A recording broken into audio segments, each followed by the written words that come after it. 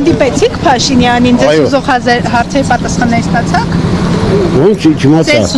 ուզող հարցերի պատասխաններ ստացաք։ Դե ես իր հետ անձամբ չկարացա խոսալ, բայց հեռու մնաց։ Ինչ եք ասելու իրեն։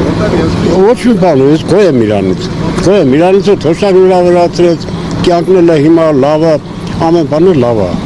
Մենակ 3 հայ կնոջ վրա էր բղավում։ Հայ կնոջ վրա էր 3 բղավում։ Ով։ Փաշինյանը։ Դա պատահում է։ Ընտանիքի մեջ նույնն է պատահում, կնոջը վրա է բղավում կամ հարցի վրա է բղավում, մեկի վրա բղավում։ Այդտենց որ եթե խանգարում են, պետք է բղավեն։ Ընդունելի է դա ձեզ համար։ Նայած որ մասից։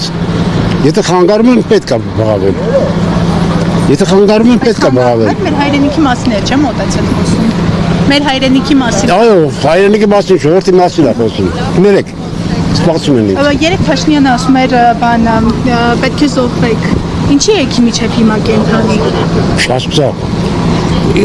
Մերնից եք ուզում ինչա։ Փաշինյանն էր ասում։ Շատ եթե խոսակցություն այդ ավտանեմ, կարա մարդկանց մերցնի։ Ասում եք կզացնելու եմ սաղին, լակոտներ, պատասխան են տալու, ընդդիմադիրների հասցեին ինչի է այդպես։ Այդ չգիտեմ, երբ արդեն իրան հարցեք, ինքը պատասխան։ Իրեն եք ցայն տալու, բայց իր խոսքերը, իր լեքսիկոնը ձեզ համար ընդունելի է։ Օրինակ ձեր վարչապետը ուզում եք որ այդպես խոսի, այդպիսի բաներով խոսի։ Եթե դիմացինը պատասխանում է կոշտ,